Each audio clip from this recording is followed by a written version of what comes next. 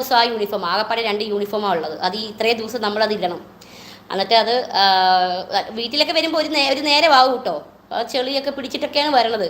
എന്നിട്ട് ഈ സാർ എന്ത് ചെയ്തു, പരീക്ഷയ്ക്ക് മാർക്ക് തോറ്റുപോയതിന് ഈ സാർ എന്നെ പിടിച്ചിട്ട് അടിച്ചടിച്ചടിച്ച് എൻ്റെ ഇവിടെ ഈ ഒരു സൈഡ് കാലിൻ്റെ 2 സൈഡിലേക്ക് അപ്പുറത്തേക്കും അടി കൊണ്ട്. ചൂരൽ എന്നൊക്കെ പറഞ്ഞത് ഈ വണ്ണമുള്ള ചൂരൽ ആ സാറ് ഇങ്ങനെ വരുമ്പോഴേ ചൂരിൽ ഇങ്ങനെ കശത്ത് വെച്ചിട്ടാണ് വരുന്നത്.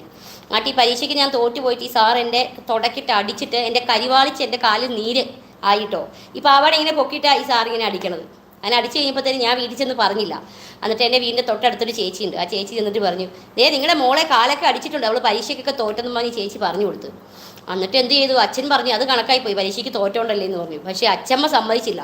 അച്ഛമ്മ പിറ്റേ ദിവസം നേരം വെളുത്ത് അസംബ്ലി, അവിടെ സ്കൂളിൽ അസംബ്ലി ഉണ്ടല്ലോ, അസംബ്ലി സമയത്ത് അച്ഛമ്മ എന്നെ നേരെ വീട്ടിൽ നിന്ന് നേരെ എന്നെ വിളിച്ചുകൊണ്ട് പോയിട്ട് നീ ഇങ്ങ് വന്നേന്ന് പറഞ്ഞ് വിളിച്ചുകൊണ്ട് പോയിട്ട് നേരെ അസംബ്ലിയുടെ ഉള്ളിൽ കൂടി ചെന്നിട്ട് സാറ് മറ്റേ പ്രാർത്ഥനയൊക്കെ പാടിക്കൊണ്ടിരിക്കും, എല്ലാവരും ഉണ്ട്. അവ സാറിൻ്റെ മുന്നിൽ ചെന്നിട്ട് നിനക്കും ഉണ്ടടാ കൊച്ച്, നിനക്കുണ്ടോടാ ഒരു മോള്, നീ ഉണ്ടെങ്കിൽ എൻ്റെ കൊച്ചിനെ നീ തല്ലുപോടാ എന്നൊക്കെ പറഞ്ഞ് അച്ഛമ്മ ഭയങ്കര ഡയലോഗ്. എൻ്റെ കൊച്ചിൻ്റെ കാല് കണ്ടോന്നും പറഞ്ഞ് അത്രയും